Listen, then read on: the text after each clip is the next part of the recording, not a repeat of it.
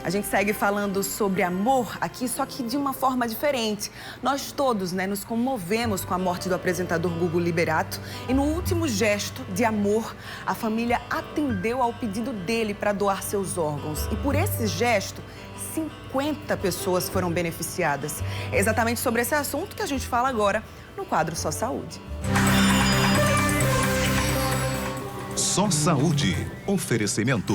Laboratório Análises. Agora também na Rui Carneiro. E aqui no estúdio eu recebo agora, o médico especialista em transplante, o Rafael Maciel. Bom dia, doutor Rafael. Bom dia, e também ela que estava me dizendo que tem 3 meses de vida, Rosiclésia Pereira, uma paciente que recebeu a doação de um rim. Bom dia para você também, Rose. Vamos falar um pouquinho sobre esse assunto, doutor? Vou começar com o senhor. Primeiro, o que significa essa doação de órgãos, até para quem está em casa possa entender melhor. Doação de órgãos é você dar a oportunidade de dezenas de pessoas que vivem atreladas a máquinas ou em leitos de hospitais a retomarem a vida, Então, doar órgão é o ato maior de benevolência do homem, é você conseguir ter essa grandeza de, apesar da tristeza, da perda, buscar as outras pessoas, em fazer alguma coisa em direção a outra pessoa. Então, doar órgão é uma coisa muito interessante. A gente ouviu muito, diante desse fato da morte de Gugu Liberato, sobre a questão da morte encefálica, que está muito também atrelada à questão da doação de órgãos, doutor? O que significa essa morte encefálica? Só um gancho dessa questão do Gugu. É muito interessante para a gente que é fomentador de transplante, a participação da mídia, da curiosidade que ocorre com essas tragédias, e nos dá a oportunidade justamente de fazer alguns esclarecimentos. Já que a nossa população não tem tanto conhecimento, não se escuta isso na escola todos os dias ou no trabalho, essa é a oportunidade de se falar sobre esse assunto. A morte encefálica significa, no sentido bem natural para os ouvintes, é a morte mesmo, A gente, quando vem a falecer, isso é meio uma cascata, Não quer dizer que você morre o seu corpo todo ao mesmo tempo. Quando em 4% das mortes, mais ou menos, elas ocorrem o início pelo cérebro, ou seja, quem primeiro morre é o cérebro. Você tem a morte encefálica, a morte do cérebro. Porém, num momento, e ainda que o restante do corpo, tipo o fígado, o coração, etc., ainda tem vida, ou seja, não é que tenha vida, mas tem, estão funcionando, tem função. Então, essa é uma oportunidade ímpar que ocorre é rara essa oportunidade e que você pode doar os outros órgãos. E existe um prazo para que esses outros órgãos continuem funcionando e sirvam para outras pessoas que estão precisando, doutor? Como é que é o diagnóstico de morte encefálica e até para a gente explicar para quem está em casa, esse tempo, esse prazo para que os outros órgãos sejam doados para outras pessoas? A legislação brasileira, ela é, vamos dizer assim, muito dura na questão da morte encefálica. A gente tem procedimentos e exigências não utilizados em outras partes do mundo em relação à morte encefálica. Então, aquele paciente que está nessa ocorrência, ele é avaliado por 2 médicos, são feitos dezenas de exames e, finalmente, é realizado um exame tipo tomografia, arteriografia, ultrassonografia, para comprovar essa morte do cérebro. A partir daí, a família é comunicada, é discutida e que aquela pessoa realmente faleceu.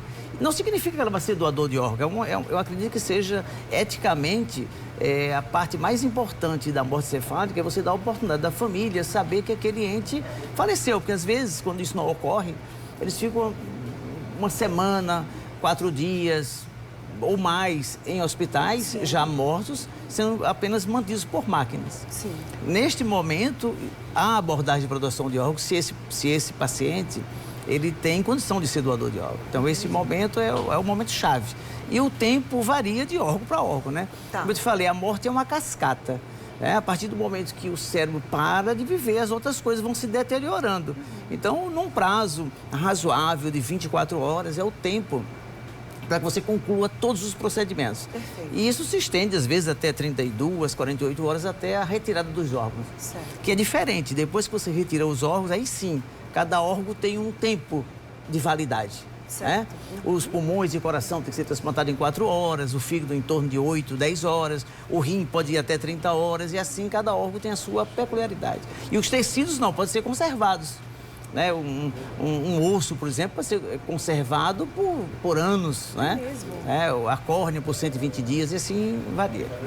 Vai variando, né? Agora, doutor Rafael, digamos, eu, Bruna, quero ser doadora de órgãos. O que é que eu posso fazer para que isso, de fato, seja aceito e seja cumprido, né? Como foi o caso do apresentador, a família, né, aceitou essa decisão e fez essa doação por ele, né? Acaba sendo um pouco disso também. Sem dúvida. Olha, primeiro é isso que você está falando na televisão, dizendo que é doadora de órgão. Certo. A gente deve dizer para as pessoas que nos rodeiam, comunicar aos parentes, né? Não, ser um comentário, ser um partícipe desse movimento, né? Porque, na realidade, quem decide é a família.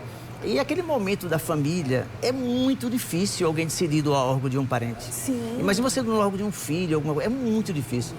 Então, a tua comunicação, não é comunicação, mas a tua vontade alivia a decisão da família. Então, é muito importante que as pessoas saibam que você é doador de órgãos. E dizer para todo mundo. Tem esse poder, digamos. Só a família. Na legislação brasileira, a doação de órgão, ela não é compulsória. A família, mesmo que você diga que quer ser doador, que você escreva, faça o que você quiser, quem decide é o seu familiar. E isso é muito justo. Quem está sentindo a dor é quem fica, não é quem vai. Sim, com certeza. Deixa eu chamar uma tela aí, né, dos órgãos que podem ser doados. Aqui no Brasil, a doação de órgãos só será feita após o consentimento da família. Eu queria que o senhor explicasse aí pra gente, doutor, esses órgãos aqui no Brasil, eles podem ser doados, né? A exemplo do coração, das córneas, pulmões. A gente está acompanhando aí na tela, né? Todos esses podem ser doados. O Brasil é o segundo maior serviço de transplantes do mundo. A gente só perde para os Estados Unidos. Sim. E para o sistema público, é o maior serviço público de transplante do mundo. A maioria esmagadora dos transplantes realizados no Brasil são financiados pelo SUS. Né? E a gente, sim, realiza todas essas modalidades de transplante. O Brasil detém a maior tecnologia, uma das maiores tecnologias de transplante do mundo.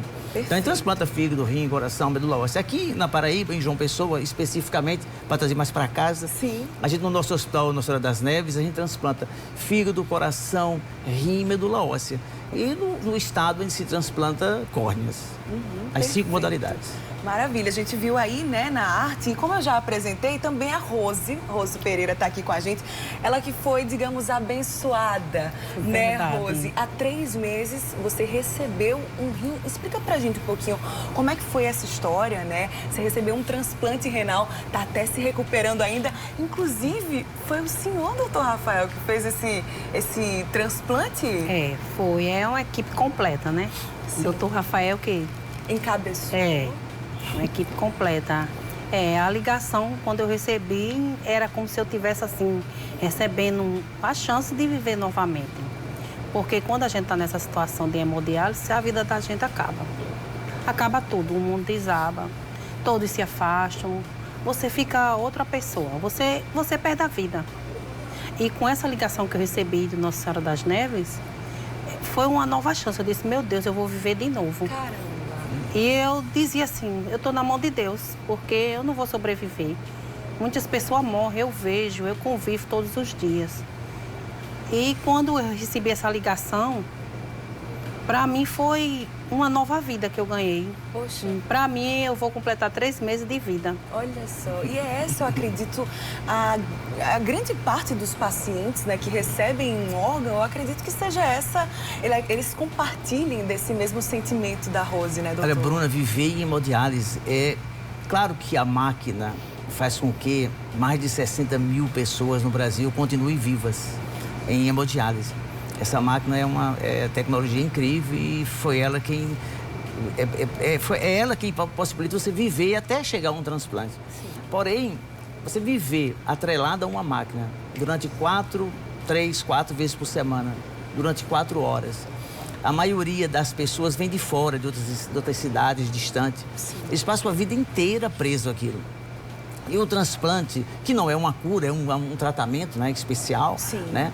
A primeira coisa que ele faz é resgatar a cidadania, que um dos direitos maiores da cidadania é você poder ir e vir para onde você quiser. Sim. Você está preso a uma máquina, você não pode viajar, você não pode fazer programações que todos nós fazemos, sonhar com uma história que eu vou fazer no ano que vem. Você está preso àquela máquina.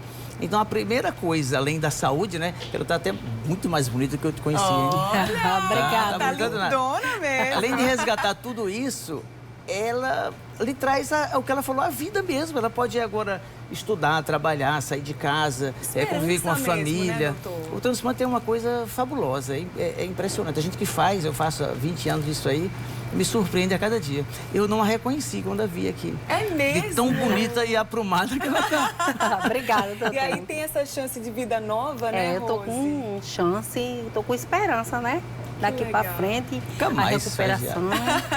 A recuperação vai ser dia a dia, passo Sim, a você ainda passo. tem que, né, doutor? Depois de um transplante tem os cuidados Tem os também, cuidados, né? tem a dieta, né? Que eu tenho Sim. muito cuidado. Muito bem. O sal também, que é muito importante. Eu tô Sim. com muito cuidado com sal, excesso de açúcar, gordura, eu não quero nem ver na minha frente. A Rosa é uma artista, Perfeito. né? Coisa Doutor, maravilhosa. tem uma pergunta de telespectadora Fica à vontade, aqui, né? Ela pode perguntou perguntar. se portador de doença crônica pode ser doador de órgãos. A exemplo da diabetes, por exemplo, né? A Márcia Regiane, obrigada, viu, Márcia, pela sua participação. Doutor, o portador, ela é do Bessa. Esse portador de doença crônica, ele pode ser um doador? Olha, Márcia, todos nós podemos ser doador. Porque a doação de órgão, ela vai em direção a muita gente. Você pode ter, sim, uma doença crônica, tipo diabetes. Você não pode doar o pâncreas, por exemplo. Mas você pode doar outras partes do seu corpo. A gente, quando é doador de órgão, a gente é um doador assim meio... Eu vou doar não sei a quem, não sei o quê. Em você ser doador, deixa que na hora, que é um fato raríssimo ser doador de órgão. São tantos exames, são tantas coisas, tantos procedimentos, que tu só vai ser doadora se realmente tiver condições de beneficiar alguém. É um processo sigiloso. Isso é uma decisão a ser feita pós-morte, não antes da morte. Sim. Acho que todos nós deveríamos ser doador, até pelo fato que a possibilidade de você doar é tão pequena que ela é dezenas de vezes menor, acho que eu não me confundi, do que você precisar receber um órgão. Sim. Por exemplo, você hoje tem muito mais possibilidade de a qualquer momento ser um receptor, precisar de um órgão, do que você ser doador de órgão. Então a gente diz assim, então eu sou doador, depois eles resolvem, isso é função dos médicos e do hospital. Não é nossa função ficar pensando, eu posso doar ou não posso. Não, seja doador. Depois a gente resolve lá na frente. E compartilhar essa sua decisão, a família e seus amigos. Porque é a família que vai tomar conta, né, depois que a gente se for. Doutor, muito obrigada, viu, doutor Rafael. Rose também, sempre bem-vinda. É uma mulher demais, né, não, doutor? É demais, sem dúvida. Seu programa é ótimo. Muito obrigada pela participação. Excelente semana para vocês, Obrigada viu? para vocês. Vou Bruna, mais receber vocês aqui, por favor. Para a gente é muito importante a participação em programas em geral, para a gente tentar difundir cada vez mais essa responsabilidade social que é doar órgão. A gente não vê isso na escola. A gente tem caracterizado a doação de sangue, doação de órgão e outras atitudes da sociedade como uma responsabilidade social. Sim. E vocês é que nos dão a oportunidade de vir aqui falar e tal. E cada vez mais difundir mais, e com a presença ainda de uma transplantada. E eu fiquei chique nessa história, né? Tá linda demais. Obrigada mais uma vez. Obrigado, Essa é a nossa Bruna. missão aqui, viu, doutor? Muito Estamos à obrigada pela disposição participação mais uma vez.